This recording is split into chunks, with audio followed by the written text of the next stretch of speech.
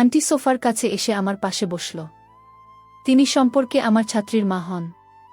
মধ্যবয়সী একজন নারী, নাম নায়েব মেহজাবিন। উনি মানুষটা অনেক মিশুক এবং হাস্যোজ্জ্বল। উনার স্বামী একজন বিজনেসম্যান, ব্যবসার কাজে বেশিরভাগ সময়ই ব্যস্ত থাকেন। তিনি পরিবারকে খুব একটা বেশি সময় দিতে পারেন না। তাই আন্টি কাউকে বাসায় পেলে তার সাথে গল্প করতে, আড্ডা দিতে খুব পছন্দ করেন। আমার ক্ষেত্রেও তাই হয়েছিল। যদিও আমি উনার মেয়েকে প্রাইভেট পড়াতাম, তারপরেও উনি আমার সাথে বন্ধুর মতো আচরণ করতেন। বেশ কিছু দিন ধরে আমি বুঝতে পারছিলাম উনি আমাকে কিছু একটা বলার চেষ্টা করছেন। আমি মনে মনে বিষয়টি বুঝতে পারছিলাম, কিন্তু প্রকাশ করছিলাম না। একদিন আমি আমার ছাত্রীকে পড়াতে গেলাম। বাট গিয়ে দেখি আমার ছাত্রী তার নানার বাড়িতে বেড়াতে চলে গেছে। আমি চলে আসতে চাইলাম, বাট আন্টি দিচ্ছিল না। তিনি বললেন, বাবা নাহিয়ান বাসার এসেছো, ভালো হয়েছে, বসো, তোমার জন্য আমি চা করে নিয়ে আসছি। আমি বললাম, ঠিক আছে আন্টি। আমি বসলাম। আন্টি চা করে নিয়ে আসলো, গরম গরম চা। আমি আর আন্টি একসাথে বসে চা খাচ্ছিলাম। হঠাৎ আমি লক্ষ্য করলাম আন্টি আমার দিকে চেয়ে আছেন। আমি বললাম, আপনি আমাকে কিছু বলবেন? তখন আন্টি বলল, বন্ধুরা, গল্পটি অনেক অনেক ইন্টারেস্টিং হতে চলেছে। পুরো গল্পটি শুনবা, নিশ্চয় মজা পাবা, কথা দিলাম। চলো তাহলে মূল গল্পে চলে যাই। হাই বন্ধুরা, আমি নাহিয়ান বাশার। আমি ইন্টারমিডিয়েট দ্বিতীয় বর্ষের একজন ছাত্রীকে প্রাইভেট পড়াতাম। পড়াতে পড়াতে তাদের পরিবারের সাথে আমার একটা ভালো সম্পর্ক হয়ে গেছে। আমার ছাত্রীর মা, মানে আমি তাকে আন্টি ডাকি, উনি আমাকে অনেক স্নেহ করতেন। আমি বিশ্ববিদ্যালয়ে পড়াশোনা করি এবং নিজের খরচ চালানোর জন্যই মূলত এই টিউশনিটা নেওয়া। ছাত্রী হিসেবে আলিজাতুন্নিসা নূর খুবই শান্ত এবং মনোযোগী। তাকে পড়াতে আমার কখনোই তেমন বেগ পেতে হতো না। তাদের পরিবারটা বেশ আর্থিকভাবে সচ্ছল এবং সমাজের বুকে যথেষ্ট সম্মানজনক অবস্থানে রয়েছে। আমার বন্ধু জাইদান আমাকে এই টিউশনিটার খোঁজ দিয়েছিল। জাইদান আমার খুব কাছের বন্ধু এবং আমার সব ভালো মন্দের খবর সে রাখে। প্রথম সেদিন আমি এই বাড়িতে পড়াতে আসি, সেদিন থেকেই বাড়িটার পরিবেশ আমার খুব ভালো লেগেছিল। ড্রয়িং রুমের বিশাল সোফা, চমৎকার ইন্টেরিয়র আর আন্টির আন্তরিক আতিথেয়তা আমাকে মুগ্ধ করেছিল।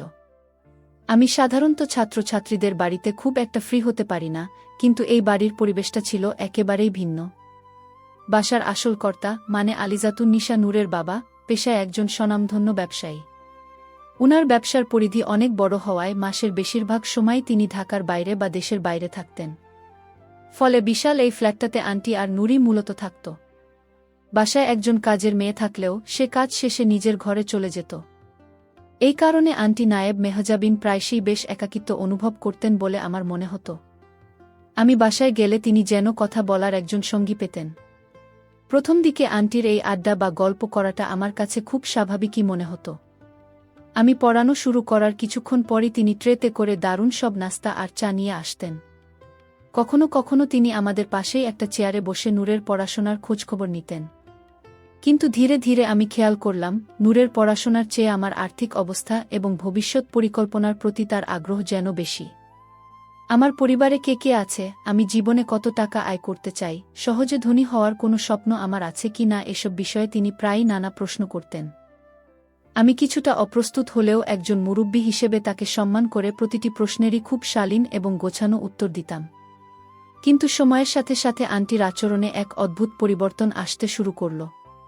তিনি আমার সাথে এমনভাবে কথা বলতেন যা একজন ছাত্রীর মায়ের চেয়ে কোনো বড় মাপের ব্যবসায়িক ডিলারের মতো বেশি শোনাত। তার কথার মধ্যে মাঝে মাঝেই এমন কিছু ইঙ্গিত থাকত যা আমাকে মানসিকভাবে বেশ দ্বিধায় ফেলে দিত। তিনি প্রায়ই আমার সততা, আমার বুদ্ধি এবং আমার দায়িত্ববোধের খুব প্রশংসা করতেন। তিনি বলতেন, নাহিয়ান, তোমার মতো এত তীক্ষ্ণ বুদ্ধির আর সাহসী ছেলে আমি খুব কমই দেখেছি। তোমার বয়সের অন্য ছেলেদের তো ক্যারিয়ার নিয়ে কোনো চিন্তাই নেই। আমি মাথা নিচু করে শুধু ধন্যবাদ জানাতাম। কিন্তু তার দৃষ্টিতে এমন একটা কিছু থাকত যা আমাকে অস্বস্তিতে ফেলে দিত। আমার মনে হতো তার এই প্রশংসার পেছনে হয়তো অন্য কোনো উদ্দেশ্য লুকিয়ে আছে যা আমি ধরতে পারছি না। আন্টির এই রহস্যময় আচরণের চরম প্রকাশ ঘটেছিল সেই চায়ের আড্ডার দিন। নূর বাসায় না থাকা সত্ত্বেও তিনি আমাকে যেতে দেননি। চায়ের কাপ হাতে নিয়ে তিনি যখন আমার দিকে একদৃষ্টে তাকিয়েছিলেন, তখন পরিবেশটা ছিল একদম নিস্তব্ধ। আমি যখন জিজ্ঞাসা করলাম তিনি কিছু বলবেন কিনা, তখন তিনি খুব ধীর কণ্ঠে বলেছিলেন, নাহিয়ান, জীবনে কি সবসময় সততা আর পরিশ্রম দিয়েই বড় হওয়া যায়? মাঝে মাঝে কি একটু শর্টকাট বা বুদ্ধির জোরে অন্যের সম্পদ কাজে লাগিয়ে বড় হওয়ার কথা ভাবতে ইচ্ছে করে না তোমার? তার এই কথাটার অর্থ আমি সেদিন পুরোপুরি বুঝতে পারিনি। সেদিন আমি কোনো রকমে চা শেষ করে দ্রুত বাসা থেকে বেরিয়ে এসেছিলাম। আমার মনের ভেতর এক অদ্ভুত ঝড় বইছিল। আমি ভাবতে শুরু করেছিলাম, আন্টি কি আমাকে দিয়ে কোনো অবৈধ বা বেআইনি কাজ করাতে চাইছেন? একজন মধ্যবয়সী নারী কেন একজন তরুণ গৃহশিক্ষককে সহজে ধনী হওয়ার শর্টকাট রাস্তা নিয়ে কথা বলবেন? আমার মনে হাজারো প্রশ্ন ঘুরপাক খাচ্ছিল, কিন্তু কোনো সঠিক উত্তর আমি পাচ্ছিলাম না। আমি শুধু জানতাম, আমাকে যে কোনো মূল্যে নিজের সততা আর হালাল উপার্জনের প্রতি অবিচল থাকতে হবে। বাসায় ফিরে আমি পুরো ঘটনাটা আমার ঘনিষ্ঠ বন্ধু জাইদানকে খুলে বললাম। জাইদান আমার কথা শুনে বেশ চিন্তিত হয়ে পড়ল। সে আমাকে সতর্ক করে বলল, নাহিয়ান, এই ধরনের ঘটনা কিন্তু মোটেও স্বাভাবিক নয়। বড়লোকদের বাসায় এমন অনেক অদ্ভুত ব্যাপার ঘটে। অনেক সময় তারা তাদের কালো টাকা সাদা করার জন্য বা সম্পত্তির ঝামেলা মেটানোর জন্য সরল ঘরের ছেলেদের ঢাল হিসেবে ব্যবহার করে। তুই খুব সাবধানে থাকবি। প্রয়োজন এ টিউশনিটা ছেড়ে দে, কিন্তু টাকার লোভে কোনো ফাঁদে পা দিবি না। জাইদানের কথাগুলো আমার মনের ভেতর আরও গভীর রেখাপাত করল। পরদিন বিকেলে আমি যখন আবার পড়াতে গেলাম, তখন নূর বাসাতেই ছিল। আমি ভেবেছিলাম আন্টির সাথে হয়তো আমার একটা অস্বস্তিকর মুখোমুখি পরিস্থিতি তৈরি হবে। কিন্তু আমাকে অবাক করে দিয়ে আন্টি একেবারে স্বাভাবিক আচরণ করলেন। তিনি আগের মতোই হাসি মুখে দরজা খুললেন, নূরের পড়ার খোঁজ নিলেন এবং কোনো রকম অদ্ভুত কথা বললেন না। তার এই স্বাভাবিক আচরণ আমাকে আরও বেশি বিভ্রান্তিতে ফেলে দিল। আমি ভাবতে লাগলাম, গতকালের ঘটনাটা কি তবে আমার মনের ভুল ছিল? এভাবেই প্রায় এক সপ্তাহ কেটে গেল। এর মধ্যে আন্টি আর কোনো রহস্যময় আচরণ করেননি। আমি মনে মনে স্বস্তির নিঃশ্বাস ফেললাম যে হয়তো আমিই বেশি ভেবেছিলাম। কিন্তু এক সপ্তাহের মাথায় আন্টি আমাকে তাদের বাসা রাতের খাবারের দাওয়াত দিলেন। তিনি বললেন, নূরের বাবা নাকি বিদেশ থেকে অনেক ভালো কিছু খাবার পাঠিয়েছেন, তাই তিনি চান আমি যেন তাদের সাথে ডিনারে অংশ নেই। আমি ভদ্রতা বজায় রাখতে গিয়ে দাওয়াতটা প্রত্যাখ্যান করতে পারলাম না। রাতে ডাইনিং টেবিলে বসে দেখলাম আন্টি খুব যত্ন করে অনেক পদের খাবার রান্না করেছেন। নূরের বাবা যথারীতি বাসা ছিলেন না। খাবার টেবিলে বসে আন্টি আবারও সেই আর্থিক প্রসঙ্গের অবতারণা করলেন। তিনি খুব সাবলীলভাবে জিজ্ঞাসা করতে লাগলেন, আমি যদি রাতারাতি কোটিপতি হয়ে যাই, তবে সেই টাকা দিয়ে আমি কি করব? আমি খুব বিনীতভাবে জানালাম যে আমার এখন একমাত্র ফোকাস হচ্ছে পড়াশোনা শেষ করে নিজের যোগ্যতায় একটা ভালো চাকরি পাওয়া এবং সৎ পথে পরিবারের দায়িত্ব নেওয়া। রাতারাতি বড়লোক হওয়ার কোনো ইচ্ছা আমার নেই। খাবার শেষে নূর তার রুমে পড়তে চলে গেল। আমি যখন বিদায় নেওয়ার প্রস্তুতি নিচ্ছি, তখন আন্টি আমাকে অনুরোধ করলেন বারান্দায় বসে এক কাপ কফি খাওয়ার জন্য। তাদের বারান্দাটা ছিল বেশ বড় এবং অনেক সুন্দর গাছপালা দিয়ে সাজানো। সেখানে মৃদু আলো জ্বলছিল। পরিবেশটা ছিল বেশ শান্ত। আমি না করতে পারলাম না। কফির মগ হাতে নিয়ে আমরা দুজন মুখোমুখি বসলাম। রাতের এই নিরিবিলি পরিবেশে আন্টি যেন আবারও তার সেই রহস্যময় রূপে ফিরে এলেন। কফিতে চুমুক দিতে দিতে আন্টি খুব নিচু স্বরে বললেন, নাহিয়ান, তুমি তো অনেক কিছু নিয়ে ভাবো, কিন্তু এই ঢাকা শহরে শুধু সততা দিয়ে কি টিকে থাকা যায়? নূরের বাবার এত বিশাল ব্যবসা, এত সম্পদ, এর অনেক কিছুই তো বেহিসাবি পড়ে থাকে। তুমি চাইলে খুব সহজেই এই সুযোগটা কাজে লাগাতে পারো। তার কথাগুলোর ধরন এবং বারান্দার এই আবছা আলো আমার ভেতরে এক ধরনের সতর্কতা ঘণ্টা বাজিয়ে দিল। আমি বুঝতে পারছিলাম আন্টি আমাকে কোনো ধরনের আর্থিক দুর্নীতির দিকে ইঙ্গিত করছেন। আমি আমার দৃষ্টি সংযত রেখে খুব দৃঢ় অথচ সম্মানজনক কণ্ঠে উত্তর দিলাম, আন্টি, অর্থ এবং ক্ষমতা মানুষের জীবনের একটা অংশ। কিন্তু আমাদের ধর্ম এবং সমাজ আমাদেরকে শিখিয়েছে এই অর্জনগুলো সঠিক এবং সৎ উপায়ে করতে। অন্যের সম্পদের প্রতি লোভ করাটা আমার নীতিবিরুদ্ধ। আমি হালাল উপায়ে পরিশ্রম করেই আমার জীবন সাজাতে চাই। আমার এই স্পষ্ট এবং কাঠখোট্টা উত্তরের পর আমি আশা করেছিলাম আন্টি হয়তো রেগে যাবেন বা অপ্রস্তুত হবেন। কিন্তু আমাকে চরমভাবে অবাক করে দিয়ে আন্টি অত্যন্ত মিষ্টি এবং রহস্যময় একটা হাসি দিলেন। তিনি কফির মগটা টেবিলের উপর রেখে আমার দিকে তাকিয়ে বললেন, তুমি সত্যিই আজকের যুগের আর 10টা ছেলের মতো নও, নাহিয়ান। তোমার নীতিবোধ অনেক বেশি মজবুত। সেদিন রাতে বাসায় ফেরার পথে আমি শুধু এটাই ভাবছিলাম যে এই মহিলার আসল উদ্দেশ্যটা কি? তিনি কি সত্যিই আমাকে দিয়ে আঙ্কেলের অজান্তে কোনো আর্থিক লেনদেন করাতে চাইছেন? বারান্দার সেই রাতের পর থেকে পরিস্থিতির অদ্ভুত এক পরিবর্তন হল। আমি যখনই নূরকে পড়াতে যেতাম, আন্টি কোনো না কোনো অজুহাতে আমাকে তার স্বামীর বিশাল সম্পত্তির গল্প শোনাতেন। কখনো আঙ্কেলের ব্যাংকের কাগজপত্রের কথা, কখনো তাদের নতুন প্রজেক্টের কথা। এই ফাঁকে আন্টি এসে আমার সাথে এমন কিছু কথা বলতেন যা আমাকে মারাত্মক অস্বস্তিতে ফেলে দিত। তিনি আমাকে বোঝানোর চেষ্টা করতেন যে আঙ্কেল তার ব্যবসার হিসেব ঠিকমতো রাখেন না। এর কিছুদিন পর আন্টি আমাকে ছোট ছোট দামি উপহার দিতে শুরু করলেন। একদিন তিনি আমাকে একটা খুব দামি ব্র্যান্ডের ঘড়ি উপহার দিলেন। আরেকদিন তিনি আমার প্রয়োজনীয় অনেকগুলো দামি বই এনে দিলেন। আমি বারবার বারণ করা সত্ত্বেও তিনি শুনতেন না। তিনি বলতেন, তুমি তো আমার অত্যন্ত কাছের মানুষ, নাহিয়ান। তোমাকে একটু সহযোগিতা করলে কি খুব বেশি অপরাধ হয়ে যাবে? তাছাড়া এসব টাকা তো নূরের বাবার, তার তো টাকার কোনো অভাব নেই। তার মুখে এই কথাগুলো আমাকে প্রতিনিয়ত দোটানায় ফেলত। এভাবে বেশ কয়েকদিন চলার পর একদিন আন্টি আমাকে ফোন করে এক অদ্ভুত প্রস্তাব দিলেন। তিনি বললেন যে আজকে নূরের কলেজে একটা বিশেষ প্রোগ্রাম আছে, তাই সে পড়বে না। কিন্তু আন্টির নাকি বইমেলায় যাওয়ার খুব শখ হয়েছে এবং একা যেতে তার ভালো লাগছে না। তিনি আমাকে অনুরোধ করলেন আমি যেন তাকে সময় দিই এবং তার সাথে বইমেলায় যাই। আমার ভেতরে প্রবল আপত্তি থাকা সত্ত্বেও একজন সম্মানিতা নারীকে সরাসরি না বলতে আমার বাদ ছিল। আমি রাজি হলাম, তবে মনে মনে সিদ্ধান্ত নিলাম যে আমি অত্যন্ত পেশাদার এবং ভদ্র আচরণ বজায় রাখব। মেলায় গিয়ে দেখলাম আন্টি অত্যন্ত উচ্ছ্বসিত। তিনি আমাকে নিয়ে বিভিন্ন স্টলে ঘুরতে লাগলেন, প্রচুর বই কিনলেন এবং আমাকেও জোর করে কয়েকটা বই কিনে দিলেন। তিনি এমনভাবে টাকা খরচ করছিলেন যেন টাকার কোনো মূল্যই তার কাছে নেই। তার এই অবাধ খরচ এবং উচ্ছ্বাস আমাকে বেশ অবাক করছিল। আশেপাশের মানুষের ভিড়ের মাঝে একজন মধ্যবয়সী নারী একজন তরুণ ছেলের সাথে এত টাকা উড়িয়ে ঘুরছে, দৃশ্যটা আমার নিজের কাছেই খুব বেমানান লাগছিল।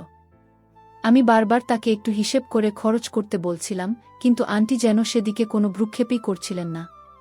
তিনি আমাকে কফি শপে নিয়ে গেলেন এবং সেখানে বসেও তার সেই চিরচেনা রহস্যময় হাসির সাথে আমার জীবনের অভাব অনটনের নিয়ে প্রশ্ন করতে লাগলেন। মেলা শেষে ফেরার পথে আমরা যখন গাড়িতে বসেছিলাম, তখন বাইরের পরিবেশটা ছিল বেশ শান্ত।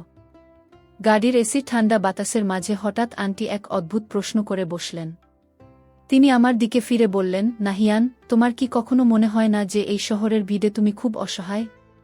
তোমার কি মনে হয় না, আমার স্বামীর এত সম্পদের একটু অংশ যদি তুমি পেতে, তবে তোমার পরিবারের সব কষ্ট দূর হয়ে যেত? আমি তোমাকে সেই সুযোগটা করে দিতে পারি। তার এই প্রশ্নটা ছিল একদম সরাসরি একটা আঘাতের মতো। আমার বুকটা ধক করে উঠল। আমি খুব দ্রুত নিজেকে সামলে নিলাম এবং অত্যন্ত ঠান্ডা মাথায় উত্তর দিলাম, আন্টি, কষ্ট এবং সংগ্রাম মানুষের জীবনের একটা অংশ।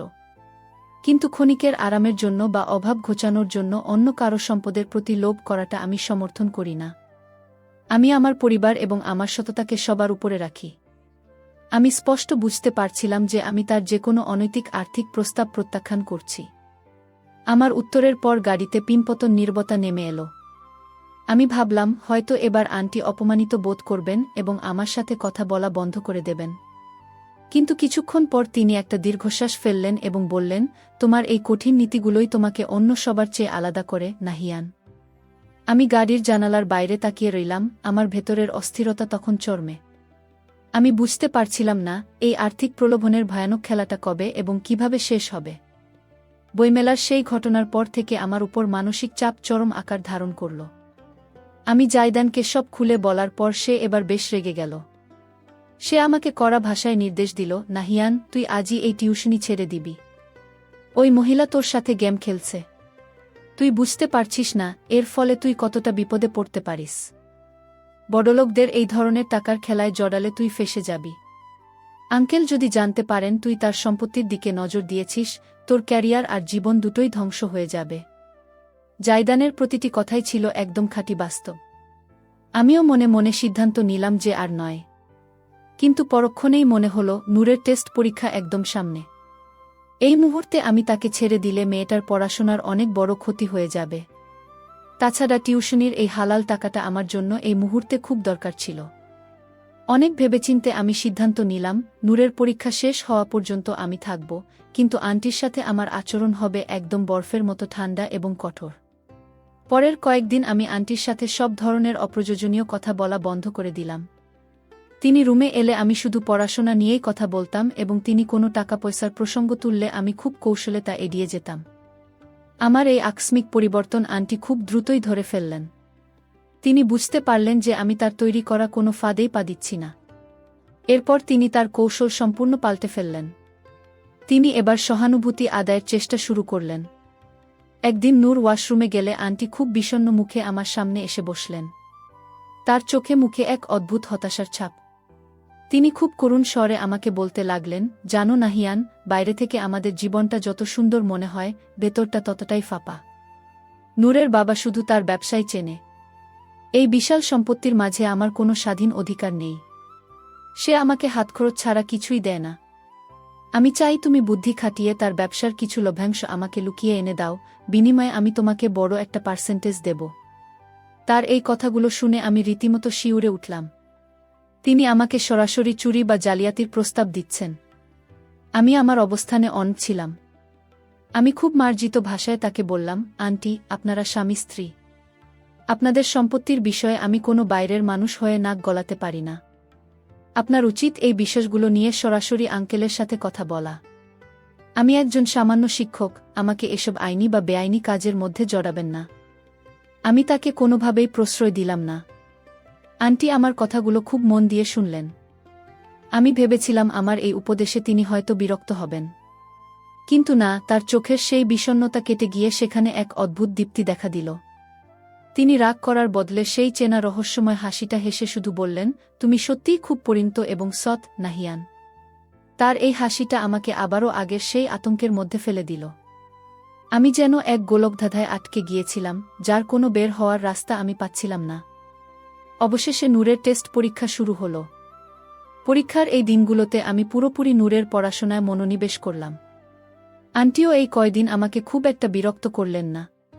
তিনি আমাকে আর একা পাওয়ার চেষ্টা করলেন না বা কোনো টাকার অফার দিলেন না। পরীক্ষার দিনগুলোতে আমি তাকে শুধু দূর থেকে দেখেছি। তার এই দূরত্ব বজায় রাখাটা আমার জন্য আশীর্বাদের মতো মনে হল। পরীক্ষা শেষ হওয়ার পর আমি স্বস্তির নিঃশ্বাস ফেললাম। আমি ভাবলাম, আন্টি হয়তো অবশেষে আমার সীমানা এবং আমার ব্যক্তিত্বকে বুঝতে পেরেছেন।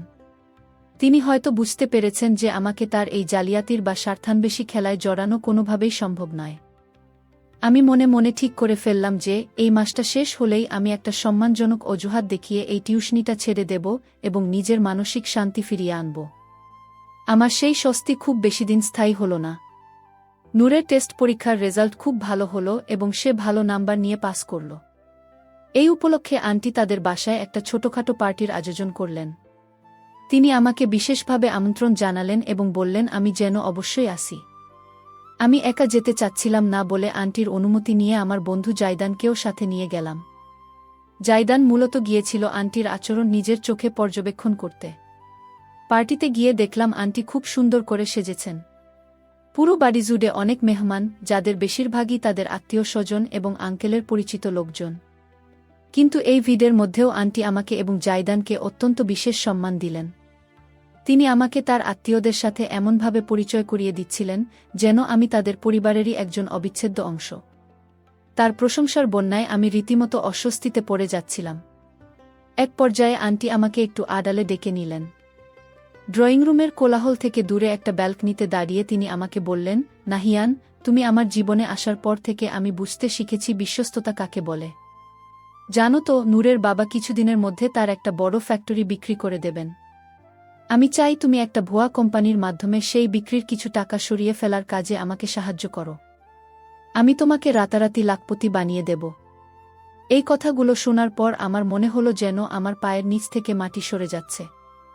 আমার হৃদস্পন্দন দ্রুত হয়ে গেল। আন্টি এর আগে কখনো এত সরাসরি এবং স্পষ্টভাবে আমাকে কোনো অপরাধমূলক কাজের প্রস্তাব দেননি। আমি বুঝতে পারলাম আজকেই এর একটা চূড়ান্ত ফয়সালা করতে হবে। আমি খুব শক্তভাবে অথচ চরম সম্মানের সাথে তাকে বললাম, আন্টি, আমাকে ক্ষমা করবেন। কিন্তু আমি একজন নীতিবান মানুষ এবং আমার ধর্ম ও বিবেক আমাকে চুরি বা প্রতারণার অনুমতি দেয় না। আমি কখনোই টাকার লোভে এই জঘন্য কাজের দিকে পা বাড়াব না। আপনি আমার মায়ের মতো, আর এই সম্মানটাই আমি আজীবন রাখতে চাই, কোনো অপরাধী হতে চাই না। আমার কথা শুনে আন্টি কিছুক্ষণের জন্য একদম নিশ্চুপ হয়ে গেলেন। তিনি শুধু একদৃষ্টে আমার চোখের দিকে তাকিয়ে রইলেন। তার চোখে কোনো রাগ বা অপমান ছিল না, ছিল এক দুর্বোধ্য প্রশান্তি। এরপর তিনি আর কোনো কথা না বলে আমাকে সেখানে রেখেই চলে গেলেন। আমি ফিরে এসে জাইদানকে সব জানালাম। জাইদান আমাকে পরিষ্কার জানিয়ে দিল, নাহিয়ান, এই মহিলা ভয়ঙ্কর। সে যে কোনো সময় তোকে চুরির মিথ্যা অপবাদ দিয়ে ফাঁসিয়ে দিতে পারে। তুই আজই এখান থেকে বের হ। পার্টি থেকে ফিরে আমি মানসিকভাবে পুরোপুরি বিধ্বস্ত হয়ে পড়লাম। আমি সিদ্ধান্ত নিলাম যে নূরের ফাইনাল পরীক্ষার সিলেবাসটা আগামী 2 সপ্তাহের মধ্যে শেষ করে দিয়ে আমি চিরতরে এই বাড়ি থেকে বিদায় নেব। আমি আর এক মুহূর্তের জন্যও নিজের চরিত্র এবং সততাকে এই ধরনের ঝুঁকির মধ্যে ফেলতে রাজি ছিলাম না। পরের দিন থেকেই আমি আমার সিদ্ধান্তে কঠোরভাবে অটল রইলাম। আমি পড়াতে গিয়ে শুধু বই আর খাতার মধ্যেই আমার দৃষ্টি সীমাবদ্ধ রাখলাম। আন্টি আমাকে শরবত বা পানি দিলেও আমি পরিষ্কার জানিয়ে দিতাম যে আমার রোজা আছে অথবা আমি বাসা থেকে খেয়ে এসেছি। আমি কোনোভাবেই আন্টির হাতের কোনো দামি উপহার বা বাড়তি সুবিধা গ্রহণ করতাম না। আমার এই চরম অবজ্ঞা এবং দূরত্ব আন্টি খুব ভালোভাবে লক্ষ্য করছিলেন। তিনি বুঝতে পারছিলেন যে আমি তার এই টাকার খেলা থেকে পালানোর জন্য মরিয়া হয়ে উঠেছি। এই 2 সপ্তাহে আমি আন্টির সাথে একটা বাক্যও বিনিময় করিনি। আমার এই কাঠিন্য দেখে আন্টিও খুব একটা কাছে আসার চেষ্টা করেননি। আমি ভাবছিলাম, যাক, অবশেষে আমি এই মানসিক অত্যাচার থেকে মুক্তি পেতে যাচ্ছি। কিন্তু আমি জানতাম না, নিয়তি আমার জন্য সবচেয়ে বড় চমকটা একদম শেষ মুহূর্তের জন্য জমিয়ে রেখেছে। আমার এই পালানোর চেষ্টার পরিণতি যে এত নাটকীয় হবে তা আমার কল্পনাতেও ছিল না। আমার এই চরম নির্লিপ্ততা এবং দূরত্ব আন্টির নজর এড়ায়নি। 2 সপ্তাহ পর, সেদিন আমার টিউশনি ছেড়ে দেওয়ার কথা, সেদিন বিকেলে বাইরে মুষলধারে বৃষ্টি হচ্ছিল।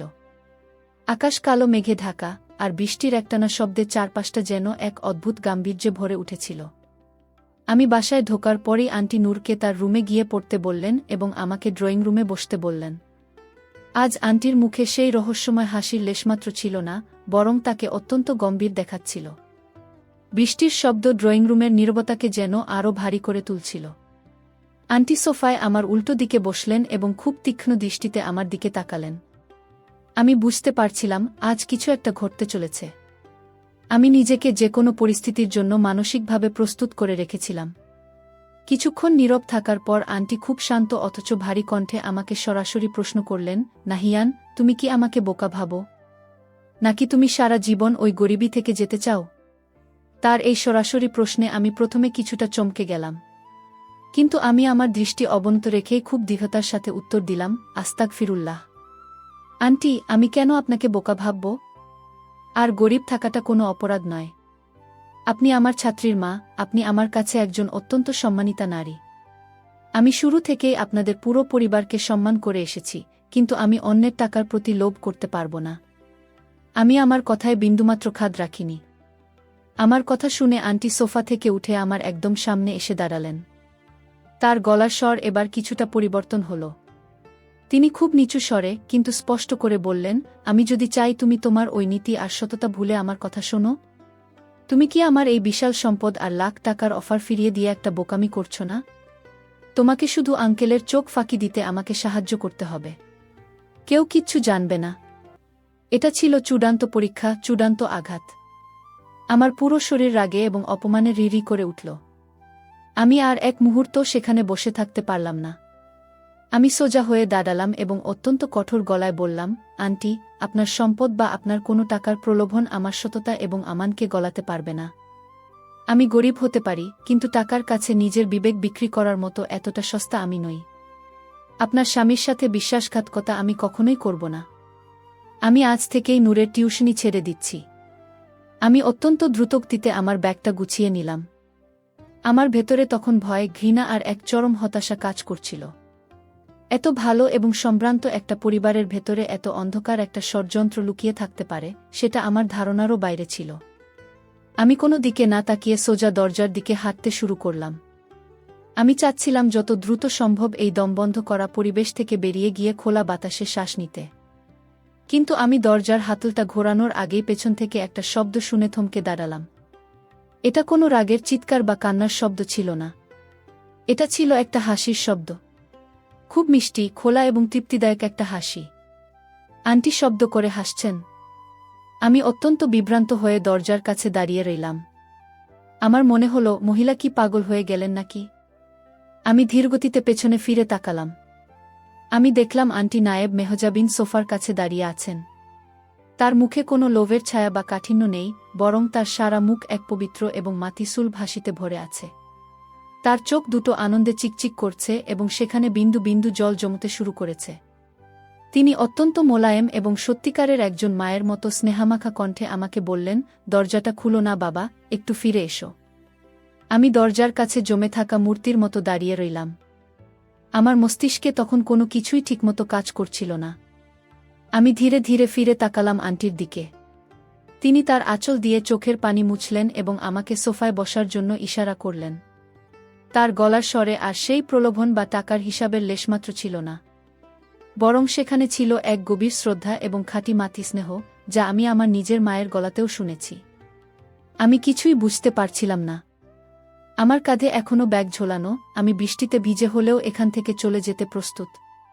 ঠিক সেই মুহূর্তে আমার বিস্ময়কে আরও বহুগুণ বাড়িয়ে দিয়ে ভেতরের রুম থেকে বেরিয়ে এলেন আলিজাতুন নিশা নূর এবং তার বাবা।